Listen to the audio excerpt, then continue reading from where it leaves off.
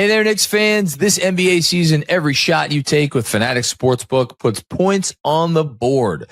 Earn up to 10% FANCASH on your bets, win or lose. So even if your bet misses, you're still scoring FANCASH. Unlock the world of Fanatics with FANCASH for exclusive rewards like authentic apparel, game tickets, and meeting legend at Fanatics events. Make the switch and turn every bet into a bucket with Fanatics Sportsbook. Winning hits different here.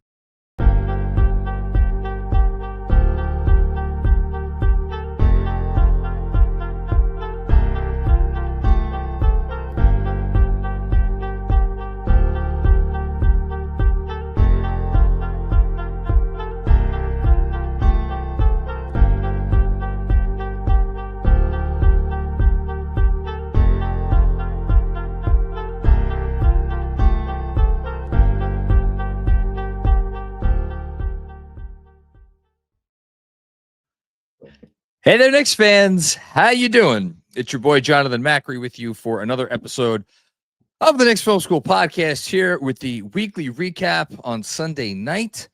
We are about 23 and a half hours removed from the end of perhaps the most dispiriting basketball game of the short Knicks season.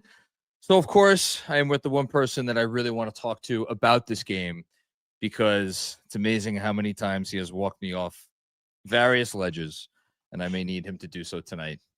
Jeremy Cohen. Hello, sir. How are you? Hello, John.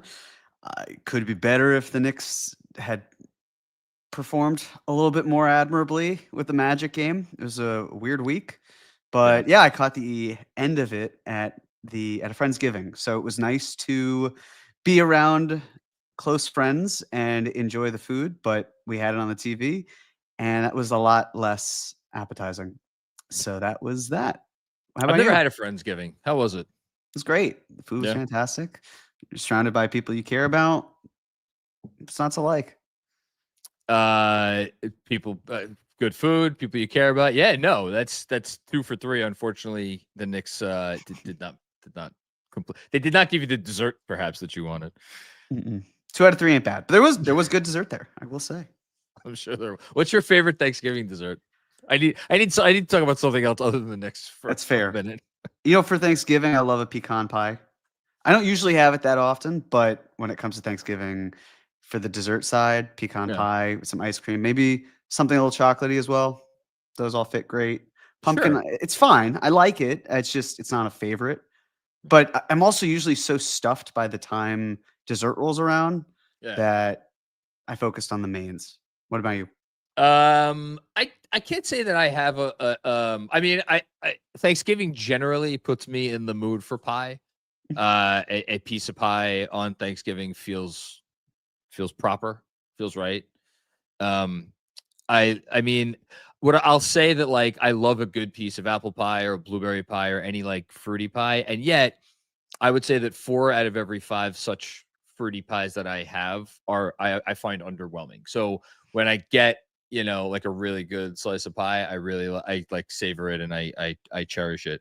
I don't know if I'm gonna be getting one this Thanksgiving, so we'll see. I mean, we'll probably just make some brownies, because you know what, brownies never a bad thing. No. Yeah, I don't really know how to transition out of that talking about the basketball team, so I'll just do it. Talking about getting cooked. Defense. No. That was good.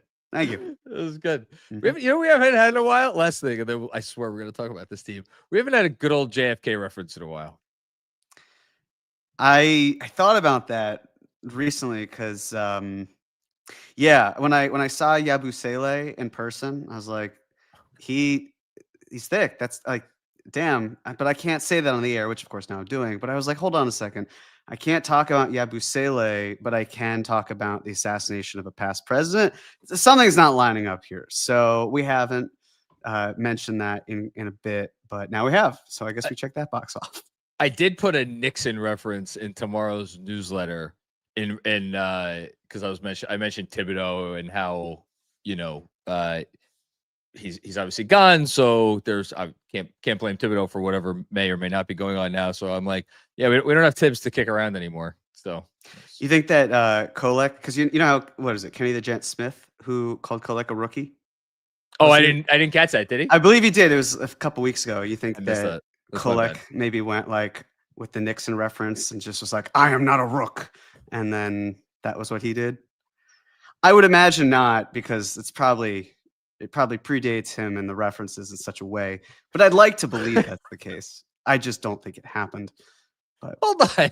a man can dream. The fact that you just pulled that out of your ass, you were born 20 some odd years after that quote was said. So the fact that Kolek was born like 30-ish or whatever years after that quote was said, I get it. Like, if you could pull it out, I'm sure he knows of it. I mean, here's the difference. I really like U.S. presidency and the history of it all. Like, Let's say you I really can like name Nixon? them. Big Well, Nixon guy? I'm not saying I'm a fan of that of each and every president. I'm just saying, like, my parents took me to Disney World when I was a kid, which is surprisingly or not surprisingly in Orlando, where the Knicks were. So trying to draw strengths back to that, but I loved the animatronics. Got the placemats when I was younger. I memorized presidents forwards and backwards. Could do it in like a minute and 10 seconds. Could still do it now, but I really enjoy the history of U.S. presidents. So that's where my reference comes. I don't expect Tyler Kolek to be in the same position. That's fine. I could probably get back to Wilson. I don't know that pre Wilson it gets a little gnarly. I got you. Don't worry. You know what? Maybe we should just do that. Maybe we shouldn't talk about the Knicks at all in this episode, and maybe we should just talk about the history of the presidency and what we could all learn from that. No. So we are here again about 24 hours after what was a rough night. And I think my goal for tonight with you is to just try to get through two forks in the road and see if we could find our way out of the woods, or perhaps deeper into the woods, depending on which way we choose to go. Number one, 15 games into this season, how worried should we be as a Knicks fan base? And I mean that in the very general sense of, like, whether you're thinking big picture, championship aspirations, championship equity, whatever your term is, or even if you're just someone who likes to enjoy a basketball season and wants to be able to turn on the TV and come to expect that you're going to enjoy what you watch with your team more often than not. Anywhere along that spectrum, like, how big of a worry should there be right now? And then the second fork in the road, and I guess there's a chance we don't even get to this fork, depending on how we come out of the first one, is if there is stuff to be worried about, who is the main culprit, or who are the main culprits? So let's start with number one. And I'll just come flat out and ask you, as a tried and true Knicks fan right now, this is not your first rodeo. Where are you at right now on this team?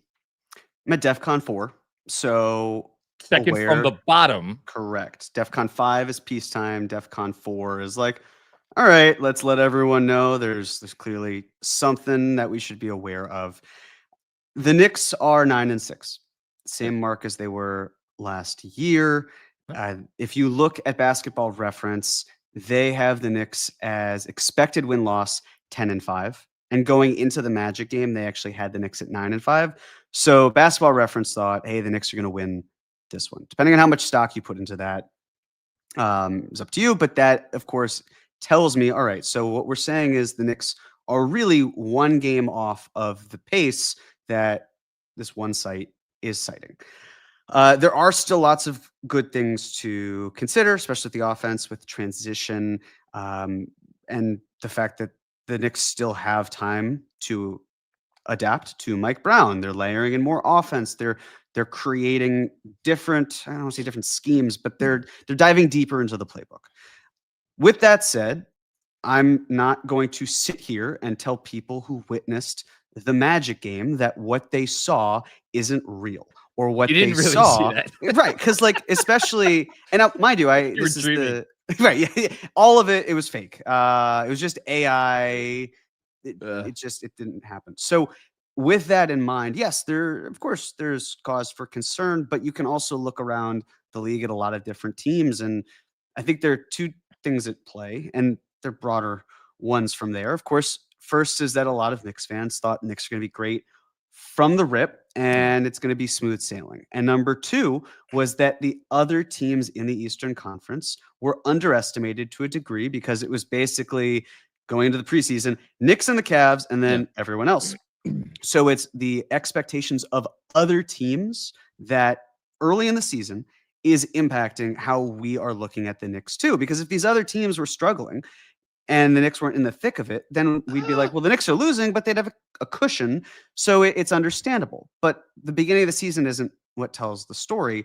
It's the entire season. And the way I look at it is we have seen for Knicks basketball, as of this moment right now, a month and a day's worth of work.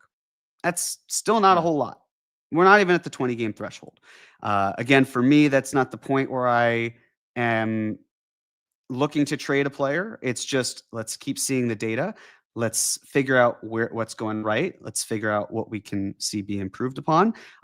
Sure, let's keep our eyes on other players who are performing well, but it's not necessarily formulating a trade or thinking, okay, let's do this and that. It's just, let's look at what's in front of us. And I think the one big thing for me before I kick it back over to you is I look at this team similarly to how I would look at a relationship with a friend, a boss, my partner, whatever it would be. And the feeling of, okay, is this the sort of thing where I can make a change right now? No. In all likelihood, I'm not just going to leave. I'm not going to drop everything and go. I'm not going to do whatever it would take to abandon ship. I'm going to work through these problems. And the challenge that I see is that there isn't a lot of willingness, just from what I've seen, and this may not be applicable.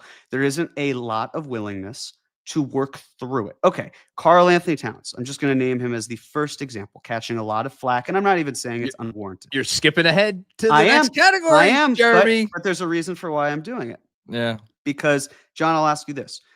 Do you foresee Karl-Anthony Towns being traded between now and the end of the month? No. Do you see him being traded before 2025 as a whole ends?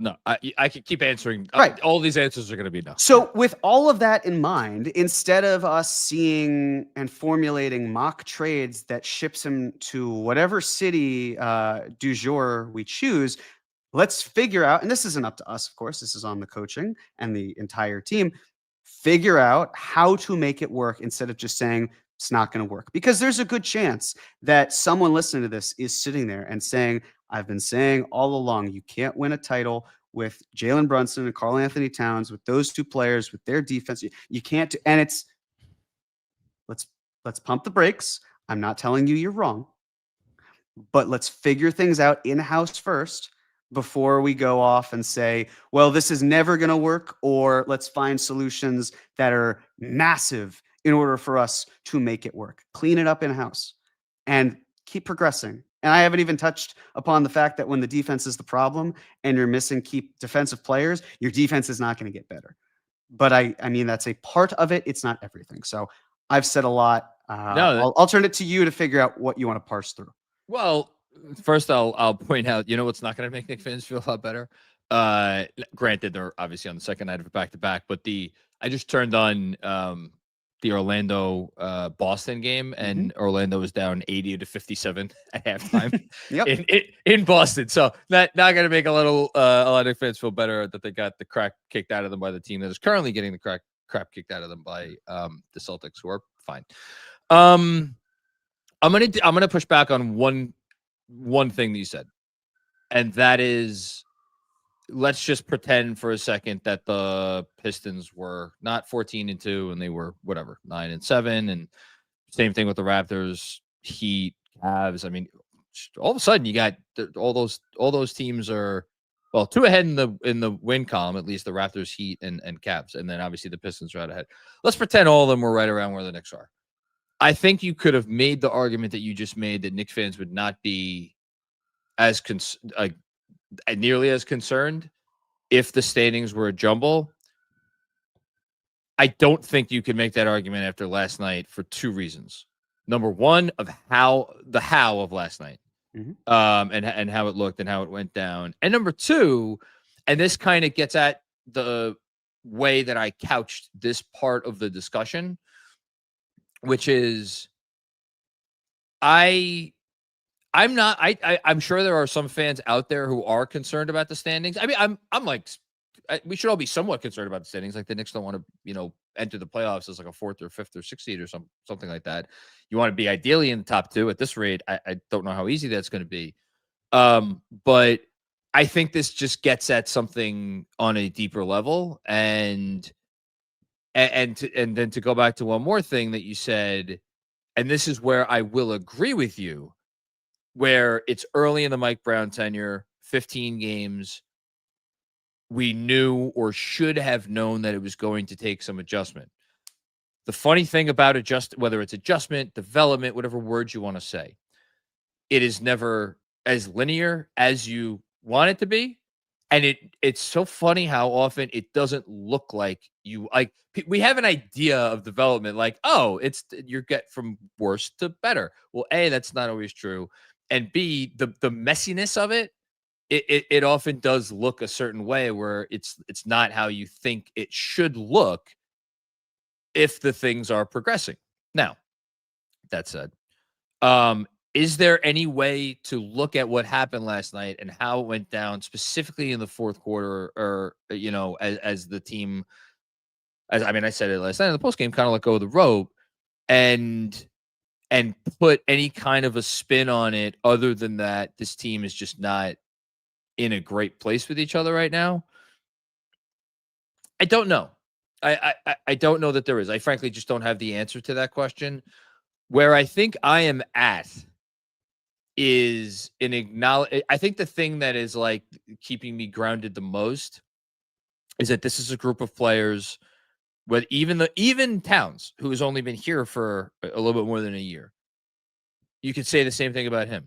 These players have all been deep into the playoffs for multiple postseasons in a row. Cat has been to the conference finals 2 years in a row. Brunson, Hart, Bridges, all like the last year, and Brunson and Hart with this Knicks team have been deep into the playoffs, or multiple rounds into the playoffs, the 2 years before that. So I do think that there is a collective something about this group where they know, look, it's November.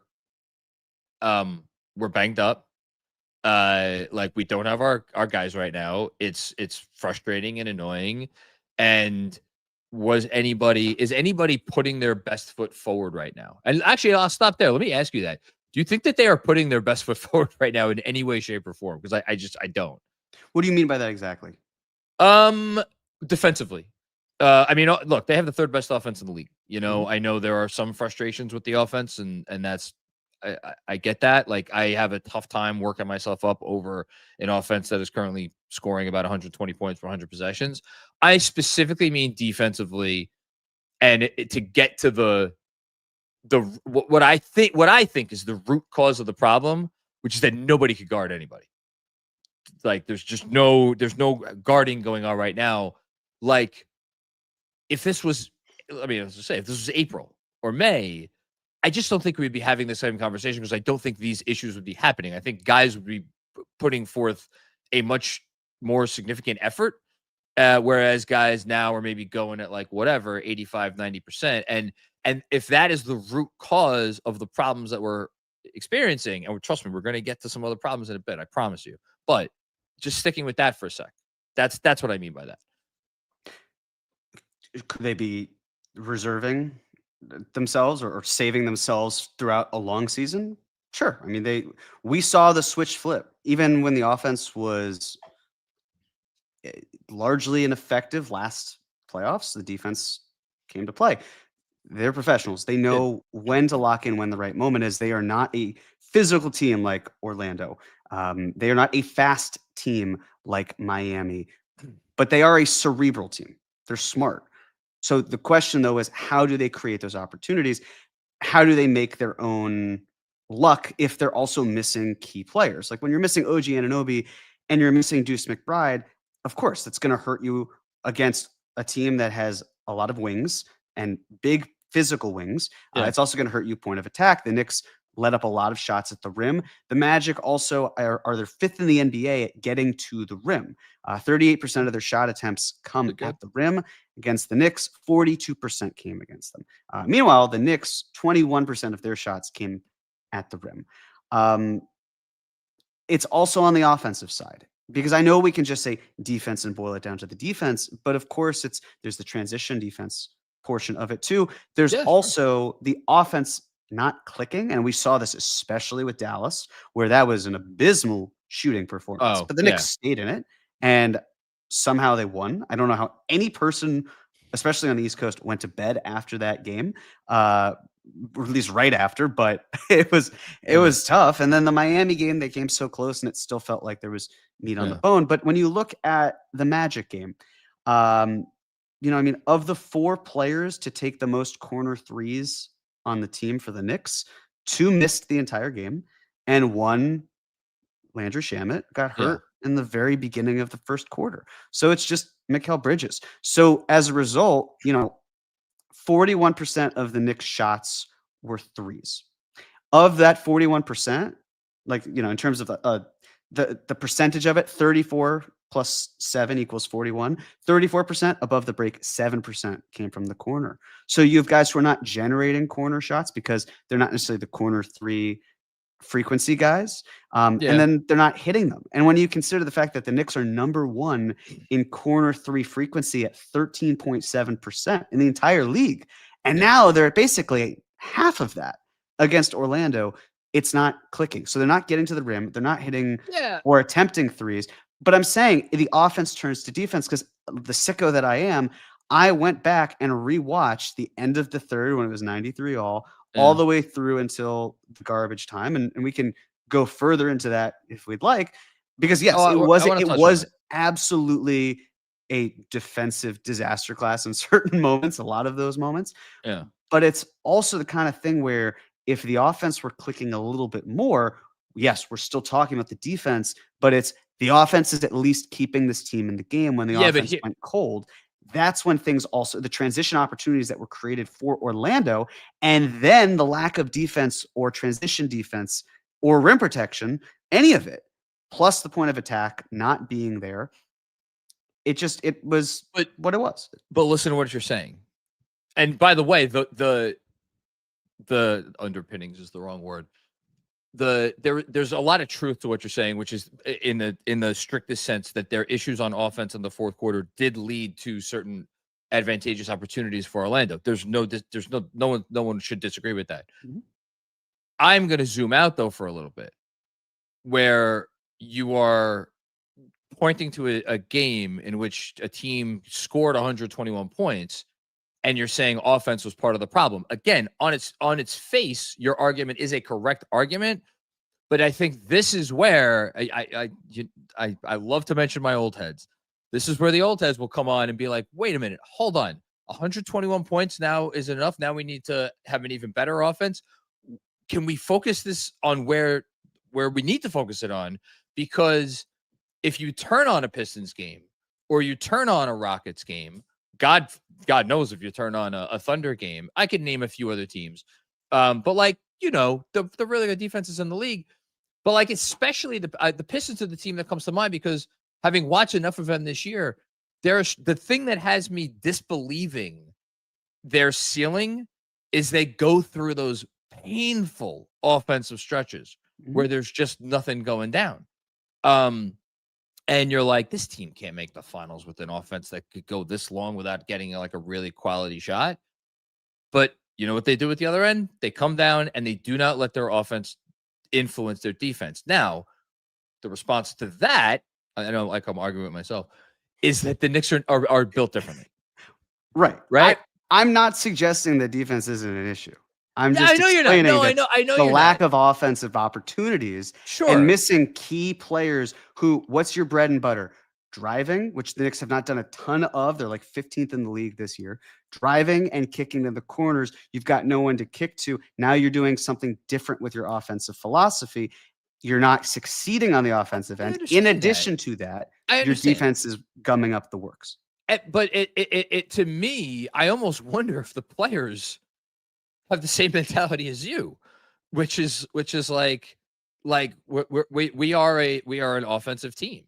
And when the offense does get gummed up a little bit, whether it's because they're not hitting shots or like certain guys are out and they can't generate the corner threes because they're playing a certain type of defense, whatever the case may be, if that almost is like an excuse to do what they're doing or not doing on the defensive end, and that's where, again, all of this stuff cascades one thing to the next thing to the next thing, because then you get into, well, the injuries and they can't defend at a certain level because of who's not there and all that stuff. I will go back to what I said before. I think that there is a collective something missing from this group right now in terms of what they are putting forth on the court on the defensive end. And whether that's because they are using something as an excuse or otherwise, like, neither of us have ever come on this show and said the Knicks need to be one of the best defenses in the league to win a title this year. I don't remember you ever saying that, and I certainly never said that. That is not how this team was built. They need to be a defense that is a good enough defense, right? What is good enough? We could quibble about that. They need to be top 8, top 10, top 12. I'm not as concerned. It is, to go back to, I forget which Supreme Court justice this was. It's porn. You know it when you see it. We know a championship caliber defense when we see it. This is not it. And no one, I don't think, would dispute that. So other than the injuries, which, I mean, I don't know what you want. Is there anything you want to say about the injuries? Well, first off, I believe it was a Jacobus versus Ohio or v. Ohio in the I 60s for the Supreme Court. That's fine. Again, I'm not disagreeing, and I'm not important enough for the players to side with what I'm saying. I'm analyzing what is happening. You're on the court, incepting and them. that's yes, exactly. It's inception. But losing the players that you have, especially OG Anunoby, when we talk about him as the glue, when you don't have the glue, what is keeping you together? When you are losing Deuce McBride, even for a game, like, it's just, I'm not trying to say, well, just because those two players are out, that's it. But they also impact your offense in a way that you're able to do what you want to do, what their objectives are. I mean, like, I don't have to sell anyone on how good of a defender OG Anunoby is, but this year, in terms of matchup difficulty, Basketball Index gives him, he's in the 94th percentile. So, and what is matchup that difficulty, stat? It's a value. Who It's he's a value guarding. that's capturing the quality of offensive players That's guarded by a defender that factors in offensive impact and usage of players. Got it. So it's who he takes on. So imagine, of course, a healthy OG Anunoby taking on Franz Wagner. If you're a Magic fan, you could say, well, imagine Paolo Banchero being there instead and doing the same thing. But exactly. So it's that, and it's the fact that you're letting guys at will breach past the point of attack and either drive to the hoop or find open players. And because of the fact that the Knicks, this is the thing that I keep not shaking my head at, but just scratch my head at, which is, you're the Knicks. You, as an offensive philosophy, love driving and kicking, and you love your corner threes, and you love taking threes, but the right threes. Yeah. But on the defensive end, your opponent is driving and shooting at will from three. And of course, the law of averages is not tilting in your favor if you are New York, but you are giving up opportunities that you prioritize yourself on offense. So it's not the same, but it's similar in the sense of, if you care this much on the offensive side, where is it on the defensive side that's not resonating or clicking? Because this team, new coach, absolutely, but they also didn't add that many different players. Like, as of right now, they've added Clarkson and Yabusele, right? I mean, that's really the difference. We can, of course, talk about how there aren't young players who are in the conversation, but the Knicks also got torched when Kolek was in the game on the defensive end as well. We can talk about, retirement. I'm not saying Malcolm Brogdon's going to come through and save, but it was unfortunate that the Knicks lost someone that was going to help their bench in some capacity. I'm just listing, but no, and it's not crazy. You're not the first person who's brought it up. It's just, and then there are the injuries. These aren't excuses. They are merely factors that go into where we're at. And I'm not saying if Malcolm Brogdon were here, everything would be different. Not at all what I'm getting at. But the Knicks went into this season with different expectations in training camp, even. And now, I mean, how long is Landry Shamet going to be out for? All of that. So it's two different conversations, right? It's two different conversations. And this is where I think the disconnect right now in the fan base may lie, because I do think that there are two camps. I think there are the camp of people that are like, it's November, like it's one game in Orlando, and even just to stay on that point for a second, I meant to bring it up when you said it before. I'll bring it up now. I came out of Monday's game feeling actually very encouraged. No Jalen Brunson. I thought the team fought really hard. I thought they really dug down deep, and I thought they showed a lot of character and a lot of toughness to both stay in that game and then make that final comeback after the Heat went up by 10 with 3 minutes to go. And it's so crazy how in the span of 5 days or 6 days, 3 games, right? You can go from a post game where the most vociferous complaint was, why is Deuce taking, or like, the basically the shot quality from Deuce in the final 20 seconds, versus now 6 days later, where it is literally questioning the foundation, the cultural fabric of the organization. And I think the fact that Miami game again happened less than a week ago, as we are sitting here talking right now, should speak to how that I think, and I'll point the finger of blame obviously at myself, to make it like the sky is falling after that Orlando game, I think is a bit much. So there's that part of it. Then there's the part of it that you just talked about with the injuries. And can I push back on another thing? You just called OG Anunoby the glue that holds us together. Can we play that analogy out? What are we thinking? Like, is this like a little figurine, like that stands on like a little stand? Like glue, as in what sense? Like, what are we gluing together? Oh, Jeremy can't hear me, so I'm just like talking into a vacuum. This is fun. I wonder if he knows he's on camera right now. Yeah, he can't hear anything. That's great. Okay. Hey, this is live broadcasting, folks. I'll just keep talking. It's fine. I've done it before. I'll do it again. But and I'll fill Jeremy in after he could actually hear everything that I'm saying. The point that I'm making is that OG Anunoby is more than just the glue. He is, I think, and I keep teasing this. I'm going to do an episode on this at some point, whether it's with Fred or with Benji or with a bunch of people, where I think there's an argument that he's the most important player on the Knicks. And I know that's probably an absurd thing to say on a team with Jalen Brunson, but I've been thinking about this a lot over the last 24 hours since that game, and I continue to come out of it because Jalen Brunson, we've seen Jalen Brunson be out. And we have seen, obviously, we know the defense is going to be fine if Jalen Brunson is out. But more importantly, the defense being fine with Jalen Brunson out, we know that the offense can also be right as well. Let's see if Jeremy can hear me yet. No, still nothing. Okay, I'll just keep talking. Because it happened last year when Jalen went out, when they were fine and they scored enough. And more importantly than that, we saw it even earlier this year. Like for a couple of games when they had one of their best offensive performances of the season against Miami with no Jalen Brunson, and they were totally fine. With no OG Anunoby, this team can't defend at all. And the one thing that I meant to look up before the show started, and of course I did not get a chance to look it up, so I'll look it up right now, is what the defensive rating is down to with OG Anunoby off the court, because with him on the court, they have a 106 point something offense or defensive rating, which is like would be the second best in the league. And I'm just looking it up right now. With OG Anunoby off the court, they're giving up 120.9 points per 100 possessions. 120.9 points per 100 possessions currently would rank third from the bottom, or between the third and fourth worst teams in the league. Only the Wizards, Nets, and Kings are giving up more than 120.9 points per 100 possessions. So essentially, when OG Anunoby doesn't play, which he obviously hasn't played for a week, the Knicks turn into a bottom 5 defense.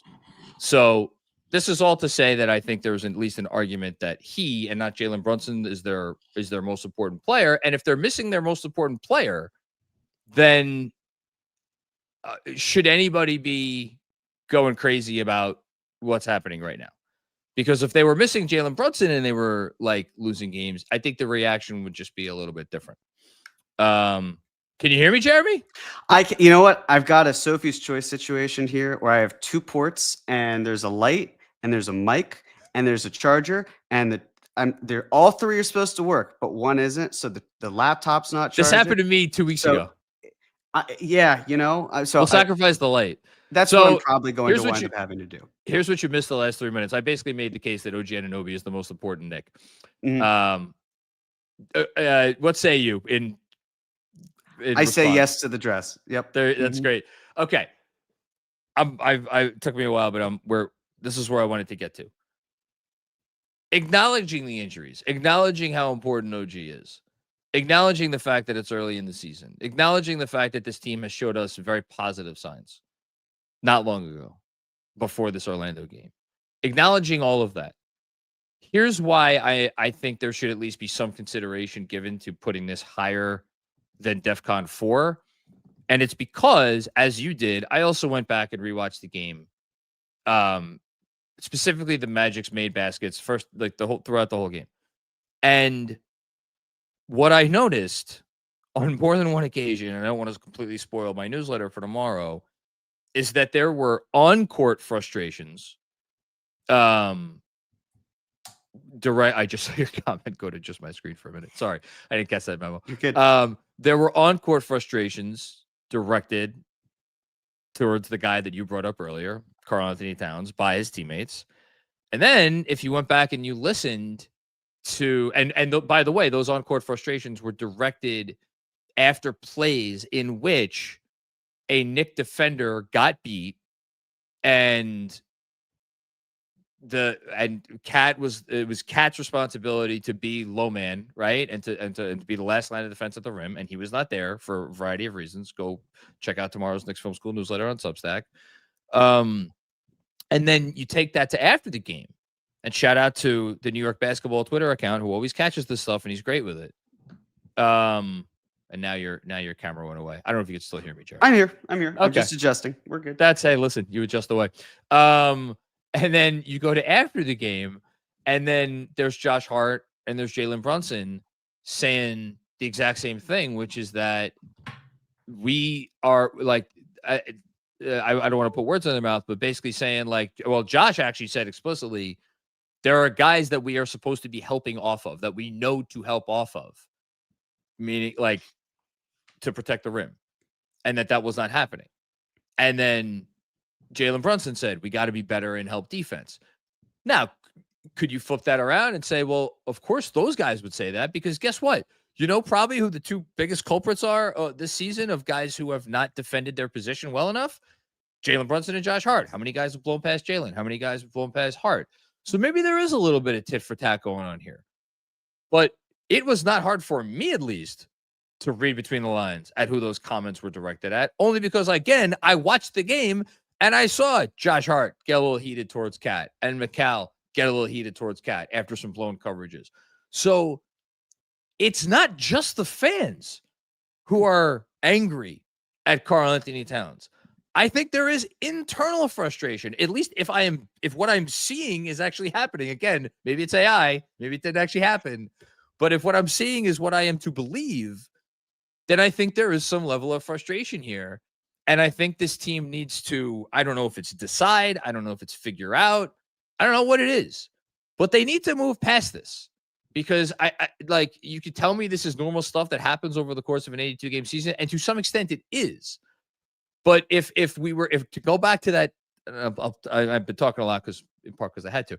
But I'll throw it back to you in a second. But to go back to the thing that we were talking about before, about development not being linear, and the downs are not always going to look the way that you want them to look.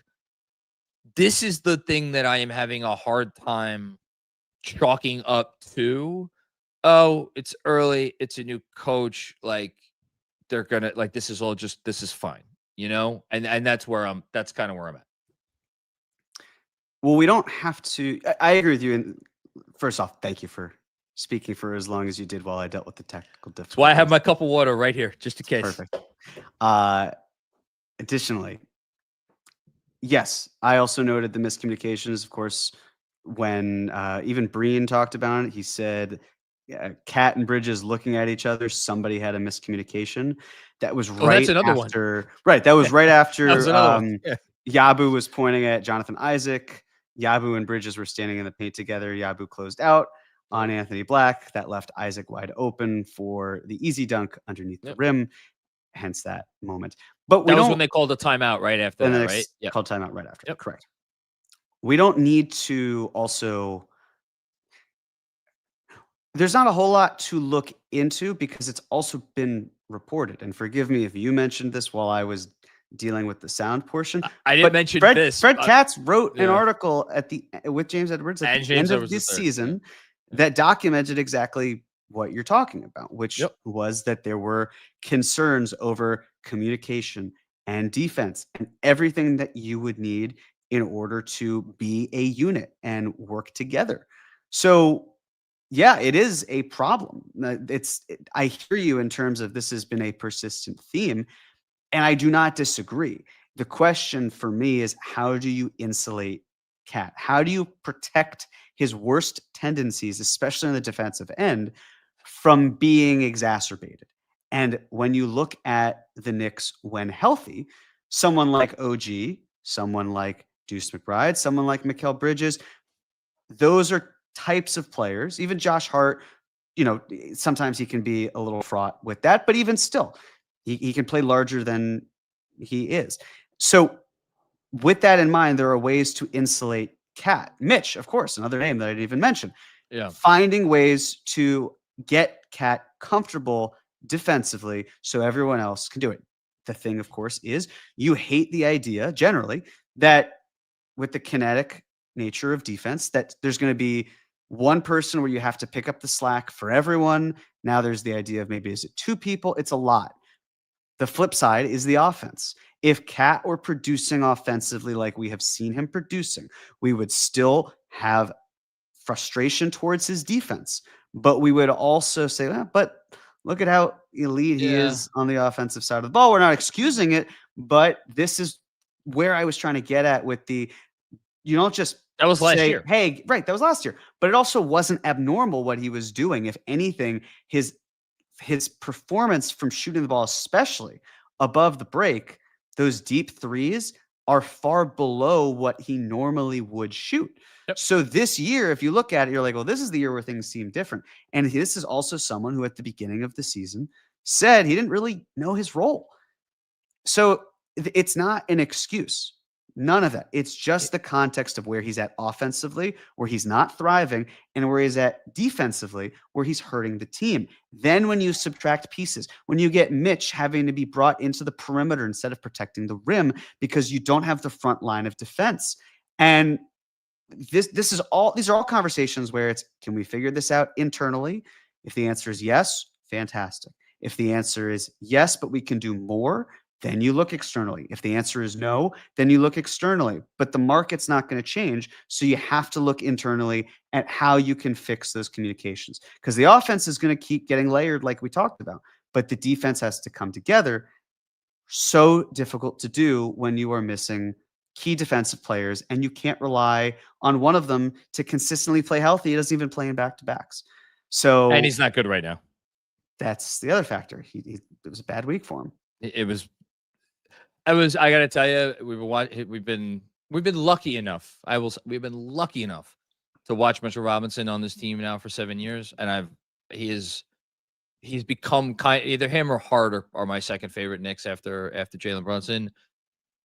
That was, and I'm not blaming him because I just don't think he's right physically. So I'm not blaming Mitch, to be very clear. That was as poor and I mean that was just as poor a defensive performance as honestly I can remember seeing from Mitch. I'm sure there's other ones I'm forgetting, but that was like stark. The Bane Mitch pull up threes, or just how he got taken off the dribble. It was brutal, but it was not a good game, not a good week. It wasn't. Okay, so I'm going to end with this analogy, and then we'll give out game balls and and detentions. If you showed up to this podcast and periodically your Wi-Fi went out, Mhm. and you're obviously not in control of your own Wi-Fi, that would be a situation that would probably frustrate me, but we would manage it. And inherently, I would know that, like, look, it's just a thing that happens. Yeah, could Jeremy move to a different apartment? Could he get a different Wi? Could he get, switch to whatever, some other service? Sure, but like, listen, let's, like, it is what it is. Let's deal with it. You power through it. If you showed up to this podcast drunk and were stuttering and stumbling over your words, and I was like, the next day, I'm like, yeah, man, the show wasn't great because of that. Can you maybe not do that again? And then you did the same shit 2 weeks later, and then the same thing a couple weeks after that. I feel like that's closer to what we're doing, because this is there to suggest that there is not some degree of choice in how Towns goes about his business in some of these games where he just looks like he is out there floating on defense. Now, you could come back at me and say, well, alcoholism is a disease, Mr. Macri. Yes, it is. And so it's like, and I don't even say that facetiously one bit. I do think there is an element to this stuff with Cat where he is like, it's not really even in his control. This is just who he is. This is just him as a player. Is it frustrating? Yeah, it's damn frustrating. But I just don't know what to do with it, because, and if I was his teammate, I really wouldn't know what to do with it. And it doesn't seem like they know what to do with it. So that's where I'm at. I'll push back on the analogy, because what Cat's doing isn't unprofessional. He's just suffering at his job in one key area. Okay, obviously. But that's the main thing. It's like, is it that Cat, and this is really much more of a deeper dive that we don't have access to. Is it that Cat doesn't want to do it? Is it that Cat is confused by it? Where is the disconnect? That's all, and we can't fully analyze that. But clearly there is a disconnect, and we know that because we see it and because the players are clearly pointing to it. So the question then becomes, if there is a disconnect, is it on the communicator or is it on the person who is in receipt of it? Because if Cat is struggling, is it that the coaching is not good enough to get him to the point where he's comfortable? Or is he himself not performing up to the task of the expectation? It can be a little bit of both. There's messaging going on both sides. So I hear you that there are multiple different coaches, and we had a year's worth of evidence plus Minnesota with Tibbs. We've got a 15-game span sample size right now. And that's where it needs to change. But when you isolate him and you take away the things that are preventing him from his worst tendencies, he's going to revert to his worst tendencies. And that is a problem. So it's unfortunate that the Knicks don't have the guardrails to keep him protected, so that way, defensively, he's not as big of a negative as you see. And offensively, he's able to perform at the level that we are accustomed to.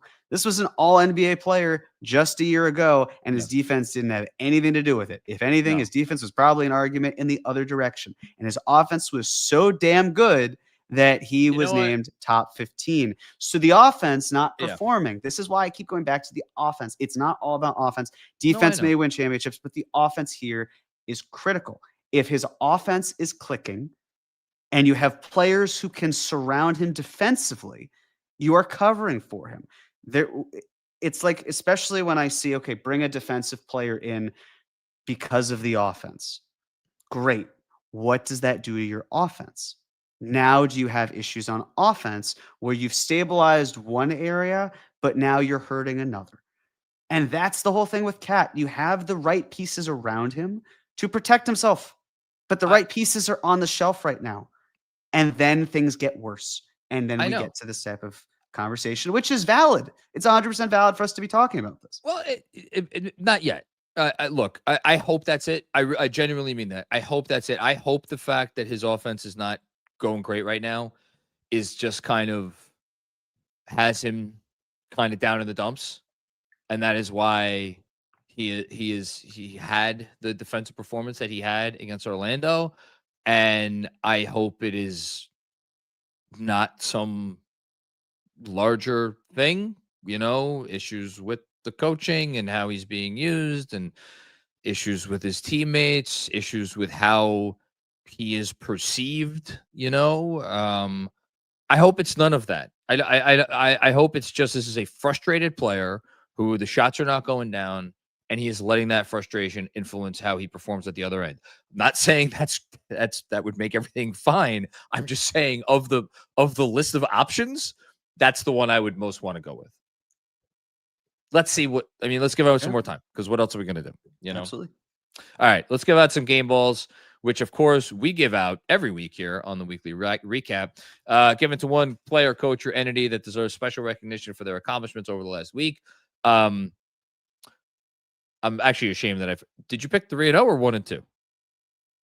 I picked the right one. I won this week. I picked 1 and 2. You did pick 1 and 2. I did. I had forgotten. I genuinely had forgotten that. Congratulations. That's okay. Thank you. Well done. Thank you. Yeah. So my game ball for this week is going to go to Mikal Bridges, especially a week after I sort of put him in detention and then switched to OG. Mikal Bridges this week, yes, granted only 3 games, but he had 14 stocks. Incredible. He went 19-5-4 on 68 true shooting percentage. And of course, he played in those games. He was healthy. The Iron Man streak has continued.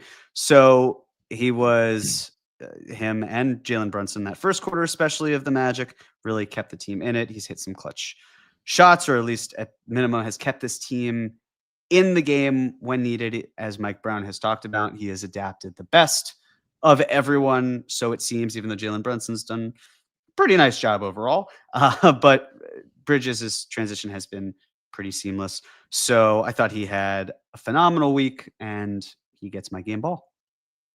Good choice. I'm going to give it to Landry Shamet. I have been positively delighted by the Landry Shamet experience this year. It has been, albeit in just 15 games, it has been one of the more fun month-long stories that I could remember as a Knicks fan, where a guy he obviously, Landry Shamet did not come out of nowhere. He has been a real NBA player for a very long time, including a very important player on some of the teams that he was on. Not last year though, which is why this is kind of a weird thing, a weird spot for him to be back with this team and take on the role of importance that he has over this last month, and especially over the last 10 days, including the end of the game in Dallas, where obviously I know we missed the 2 free throws, but needless to say, they don't win the game without him.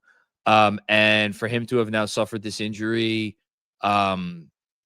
it's like genuine. It's like one of those, I've said on here, I for whatever reason, doing this stuff over the years has kind of made me numb to the real people aspect of the sport. And to my detriment, and it's not a good thing at all, I do look at these players oftentimes as just pieces on a chessboard, and I don't consider the human aspect.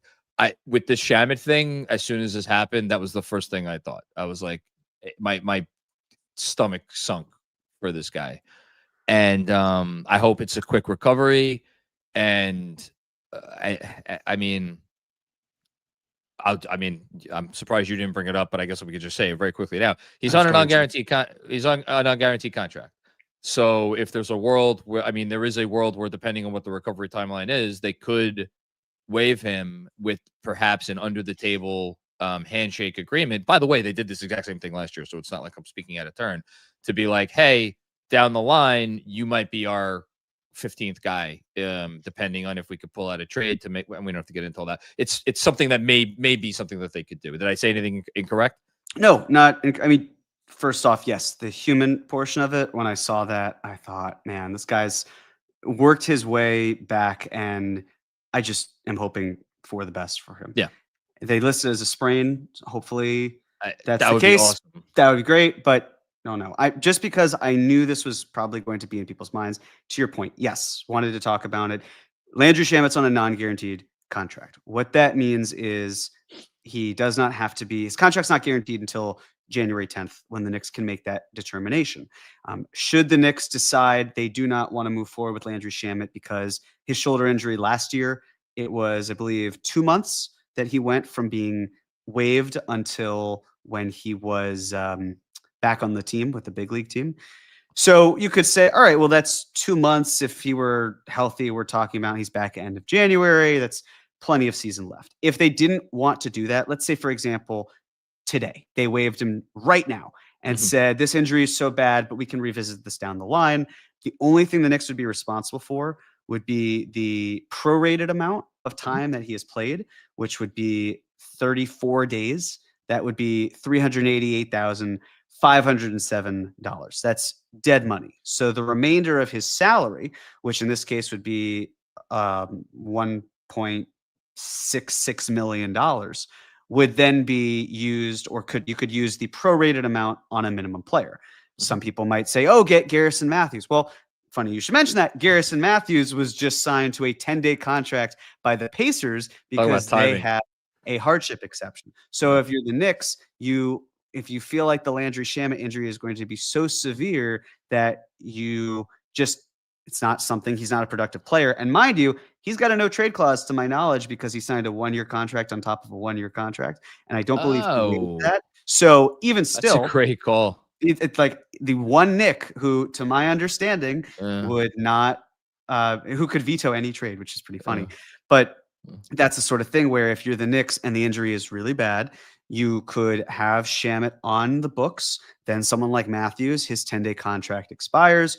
You waive Shamet, sign Matthews, and then continue. Matthews would not be trade eligible at the deadline because it's a 3-month signing restriction. So he's not a player that you could send out salary-wise. And we're also not at that point. We still need to see where Shamet is health-wise. But I know people are thinking about it. I just wanted to talk through the ramifications of how we get to that point. But that's unfortunately where the conversation has at least tilted because of this injury.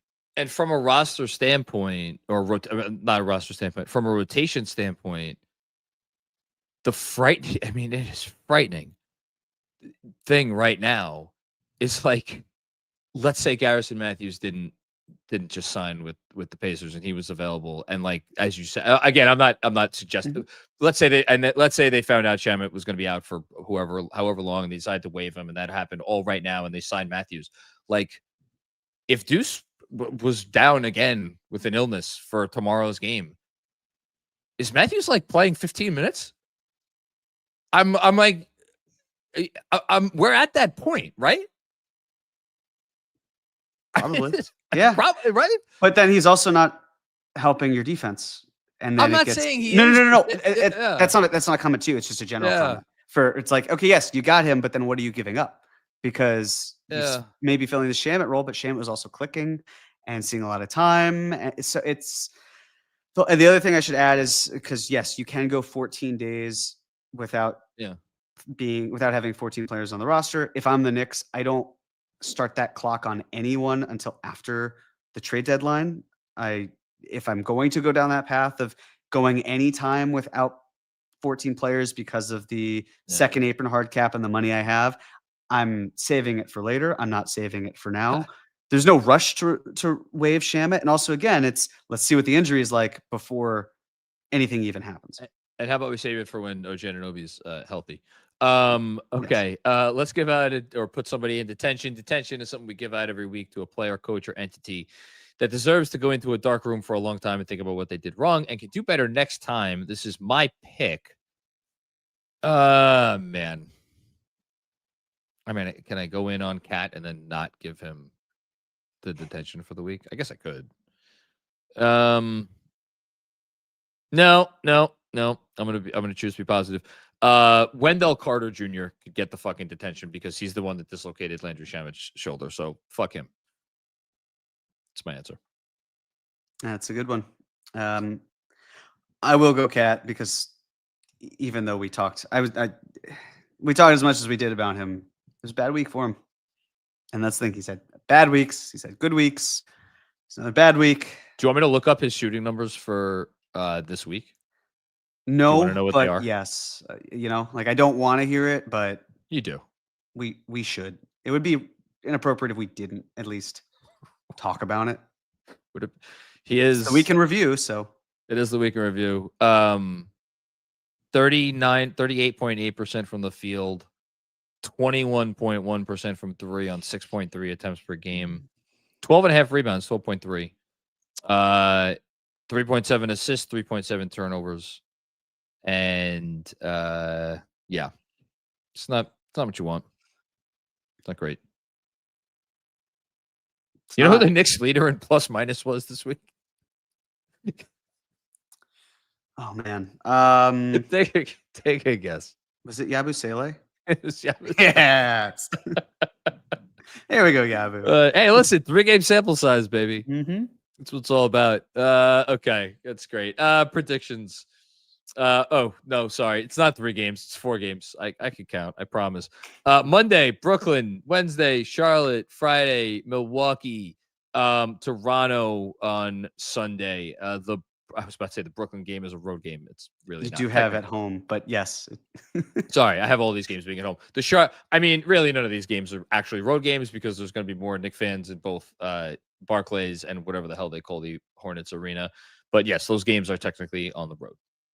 And sorry, the Charlotte game and the Brooklyn and the Bucks game are NBA Cup games. Yes.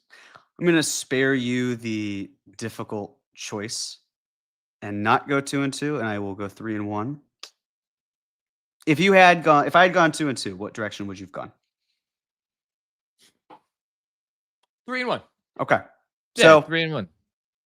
I'll take 3-1. Yeah, because I mean, look, I gotta tell you, and this is what we should have led the show with. How uncharacteristic of the Knicks to not provide us with a more detailed injury timeline for OG Anunoby thus far. I'm still wrapping my head around how they didn't do that. They said they're reevaluating in 2 weeks, right? Is that what they said? I thought is that not what Knicks PR put out? Maybe that is what they put, but in terms of like we've not heard any specifics other than that. Like Mike Brown has not spoken on it. Sure. What were you expecting, or what were you? I don't know. It'd be nice to know. I don't know. Maybe you know what? I'm living in a fantasy world. I would like to know more of what's going on with OG Anunoby. That's all. Sure. I hear you. There was earlier this past week, especially at the Miami game, where it was, hey, where's Jalen Brunson? And Mike Brown played it off and was saying, I'd like to know too. You know, he was out there warming up. So we'll see. We'll see. You know, my point is OG Anunoby potentially could play as soon as the Milwaukee game. I'm not banking on that. Maybe Toronto. I don't know. Maybe he wants to get back for his old team. Who knows? But yeah, if you're gonna go 3-1, I'll go 2-2. And I hope not only do I hope you're right, I hope you make me feel stupid. I hope they go 4-0. And like, look, here's the thing. Like, get on a roll, beat Brooklyn, beat Charlotte, Milwaukee, maybe Giannis. We'll see if he's back by then. Maybe you win that game at home. Good vibes, 3 in a row, go into Toronto. It's insane. The fact that we're looking at that Toronto game and be like, man, how are they going to beat the Raptors? Yeah. We're a month into the season and we're already saying that. You know what? Maybe I should take 4-0. If you want to take 4-0, I mean, usually I don't allow it for change, but yeah, 3-1 was the obvious pick by you. Should I take 4-0? No, because if they go 4-0, I'll be happy, and I'll be kicking myself if they go 2-2, and they went 2-2 against the schedule, and I lost the week. So no, I'll go 2-2. Something to highlight, which is why just my own advice. I'm glad you didn't take 4-0 for your own sake. Top 10 teams in pace: the Heat, the Bulls, the Blazers, the Wizards, the Mavs, the Jazz, the Cavs, the Kings, the Pacers, the Raptors. The Heat, 2 of the losses. The Bulls, 1 of the losses. The Wizards, rough first half, turned it on in the second half. The Mavs escaped with a win. The Cavs It was close, hung on. It's going to be a common theme. Teams that have high pace, maybe they're giving the Knicks a little too much. The Raptors they've got some good pace to them. It's probably for the best he didn't take 4-0. Not saying that the Raptors win, just pace has been an issue for this Knicks team. The Raptors have pace. That could be a loss. I hope it's not too. We do have some super chats here really quick. Kevin Danishevsky's first up. He's putting Robert and Jer. I think you're Jer. I guess I am. It's nice that you and Kevin are on that close of a basis. Where I guess. Yeah, Jer and Kev. That's us. I mean, that's fine. Robert can put me in, or Kev can put me in detention. I'll happily be with Robert in detention. Sounds like a winning sitcom to me. Great time. Armand, my guy Armand, he's not a happy camper right now. I don't know how well you know Armand. 3 biggest issues. 1, Cat, Mitch, lack of mobility, and Hart, whose energy seems to be gone because of the back. Then you go down the list with the depth and Yabusele. Have you felt there was less energy from Hart? And no, I haven't. I haven't either. I'm going to push back on that, Armand. I don't think there's been a lack of energy from Hart. I think the energy is there. I think maybe he might be physically impeded, and maybe we're arguing about semantics here. But no, I mean, look, Hart's been poor defensively this year. We could call that like it is. I don't. It's weird. Is that an energy thing? I continue to say that I think Hart plays the regular season at 85% and then turns it on later. And then last, but certainly not least, is incredibly generous by my guy, Bill Peterfriend, who has been a supporter of the show now for a while, supporter of the Knicks Film School newsletter. Really, really very, very, very, very generous super chat here. Thank you, especially after the frustrating week and the frustrating last 24 hours. So let's see what Bill has to say. Hard not to panic, or at least be concerned, given how the bench is again, and how porous the defense is. I'm not sure OG fixes it, as Mitch hasn't looked good on defense. I don't see a trade. Not to AD.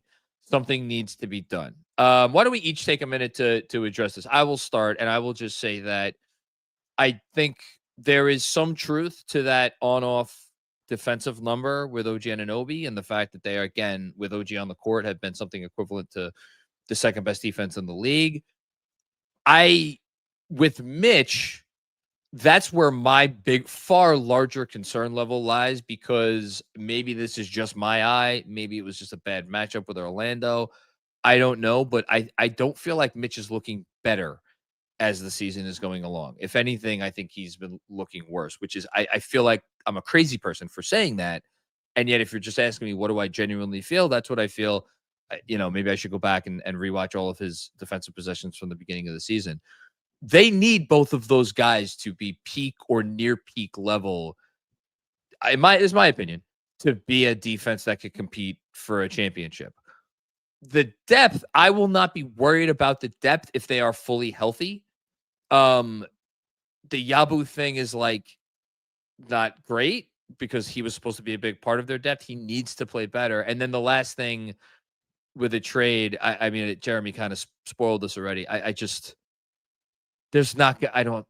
see them being a trade that fundamentally changes the complexion of their team. Not without giving up something that they don't want to give up. So I just not in season. First off, thank you. Yes, Bill, very generous of you. I'd say for the bench, there is still the acclimation period. Clarkson's been great for what you need with the instant. What you need him, yeah.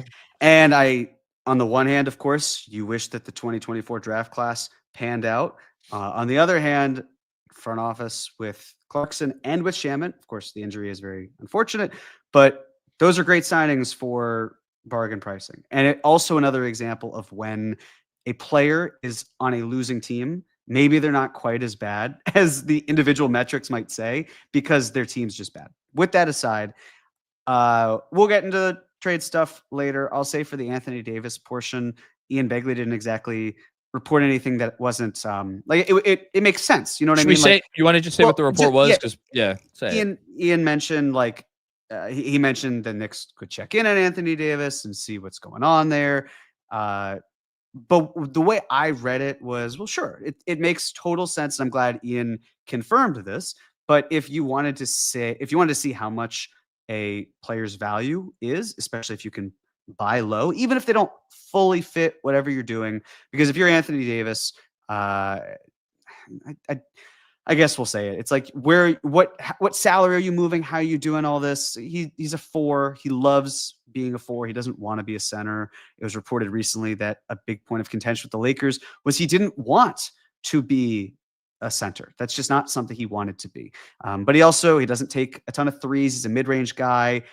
He's hurt a lot. So if you have concerns over someone like Mitch's mobility, then of course you're going to have concerns over someone like AD's mobility, or maybe he's also not the best offensive rebounder. AD, that's another concern. So how much of your philosophy on offense and defense are you changing when you've just brought in someone with the roster you have? It just feels like a lot of change. That in mind, Mitch has been struggling. It's part of why it's good that they're not giving him that next contract. The main reason for me is it would push them over the second apron for next year before we even gotten to that point. And I don't think the Knicks are going to want to do that. So I think AD is ultimately going to want to go to the place that gives him the extension he wants. And I don't see that necessarily being New York. And I don't know if the fit is fully there. But there are some concerns in-house. To John's point, we got to wait and see what they're like when OG's back, when Deuce is back, when they're clicking and able to be healthy. I'm gonna give you 3. I don't even know if I could do. I was gonna say I'm gonna give you 3 fake AD trades, and you will be forced. You'll be forced to pick one of the trades. But I don't. The third trade was going to be like compiling a bunch of salary, and I actually don't even know that I could get up to. I can't get up to that number. All right, so I'll give you 2 fake AD trades. You have to pick one. You don't get to choose options. I think I already know which ones they're going to be, but sure. Yeah, so it's Cat and how much more would they need to throw in? How much AD? AD's at 54, Cat's at 50. Oh, so it's Cat and pick your Kolek, whatever. Or I think it has to be OG Mitch. Has to be OG Mitch, and Kolek gets us there. It'd probably be the OG Mitch one, but that's tricky because then I'd have to look at it. I think you're still above. Could they wait 50, 39, 54? You could Gershon. All right, I'll give you option C. Okay. OG, Gershon, Deuce, Dadier, 5, 9, 10, 11, 12. We're still short. And Kolek, I don't even know if that's enough, but so you get to keep Mitch, but you're giving up Gershon, Deuce, and then other salary, and probably some picks because you have to dump those kids somewhere, right? Not in Dallas, and have to pick one. The reason you picked was D. Sure, but the reason I'm hesitating is because I haven't sat down and thought about the longer term. Like, okay, the following season, what does AD look like? Sure. But with that in mind, I think I'd probably go with as crazy as it's going to sound, the OG and Mitch option. That was the second one that you picked. Yeah. I don't like it. And I understand why some would be like, well, how could you not move Cat instead? Because AD doesn't space the floor on the way. There's the concern of availability that's there. OG has also not been the healthiest. Mitch, certainly not the healthiest. The salary I like, at least from the AD perspective of what he's earning, it would be a little tricky to make a deal, but not impossible by any stretch. But if you lose AD, then that's akin to losing OG and Mitch at the same time. So again, the answer is I wouldn't really like any of them, but that's what I have in mind. Especially because if you get last thing. If you do have Cat out and AD in, okay, great. Now what happens if Mitch misses time due to injury, which is likely? Are you shifting AD to the 5? Again, he doesn't want to do that. He doesn't want to play that way. It's not his style. How much wear and tear is he having in the trenches? How is he fitting into your offense? It's a really tricky situation where at least if you had him with Cat, then there's the argument of, okay, well, at least AD defensively is that rim protector, and then Cat can be the spotting up player. So it'd have to be the OG and Mitch one. But again, it's none of the options are really my favorite. And option C, I just don't think they take it.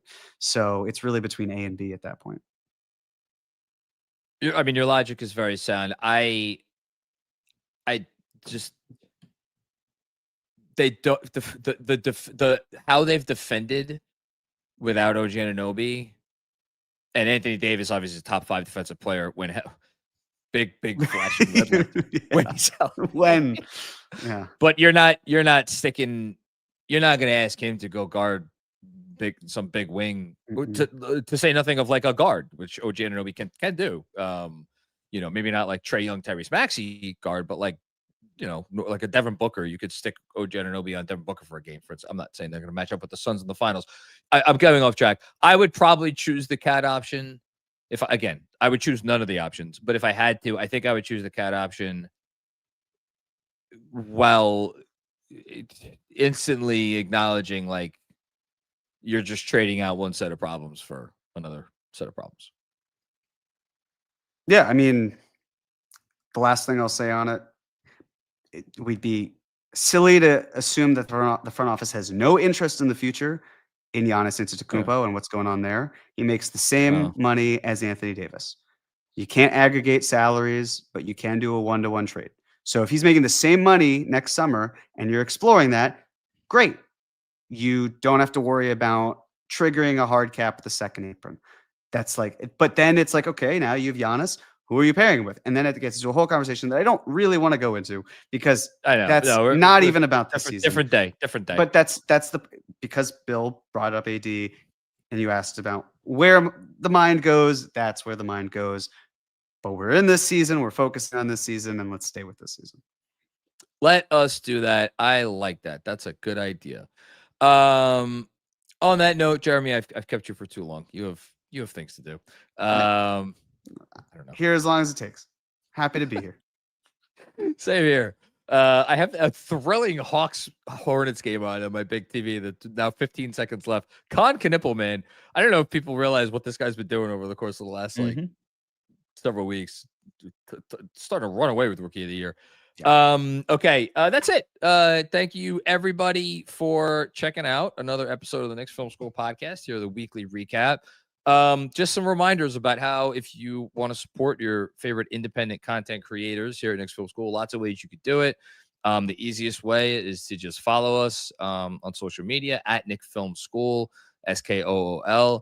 Of course, subscribe to the YouTube channel, follow the podcast wherever you get your podcasts, leave a rating, review, put your YouTube on alerts, bonus content at Patreon and Substack. Put out a bonus newsletter over the weekend. Got another one coming tomorrow. You could enjoy some Knicks Film School merch. We've dropped some new Defensive Player of the Game merch. You can find that again on our website. That is at nickfilmschool.com. I think I've said all of the things. Oh, last thing. I mentioned it a bunch of times last week. We are going to be making our donation to the Mets Fix Thanksgiving drive. We're going to get a final. I got to go back and see how many super chats we got this week, because we're doing a cut of those too. And I'm going to get a final total. So sometime in the next 24 hours, hopefully you'll see an announcement for us about how much the Knicks film community has raised between subscriptions to the newsletter, subscriptions to Patreon, and super chats, which we're taking again a 20% cut of all those and donating it to that Thanksgiving drive to help feed some needy families on Christmas. I think that's it, Jeremy. Did I forget anything? I'll say one other thing, which is we're going to go with a promotion through the holidays, just with the merch store. Basically, it's going to be holidays 25, and essentially any order above $40, free shipping. So Sweet. Yeah, very cool. Holidays 25. I love it. It's great. Nice and simple. Holidays 25. And we look forward to the holidays, including Thanksgiving, which is coming up this week. It's going to be, I was about to say, it's going to be a little bit of a lighter slate here at KFS this week, but it's actually really not. Andrew has a full host of full allotment, of pregame shows. I'll be doing all the post games. We got a special show coming up in the middle of the week that'll be a little Thanksgiving themed. So lots of stuff coming your way. With us for all that. Until next time, we hope you all have a good week. Take care and peace out. Must be 21 or older. Gambling problem? Call 1-800-GAMBLER. Connecticut, call 888-789-7777. Massachusetts, call 800-327-5050. New York, call 877-8-HOPE-NY. Maryland, visit mdgamblinghelp.org. Not available in all states. Terms apply. See the Fanatics Sportsbook app.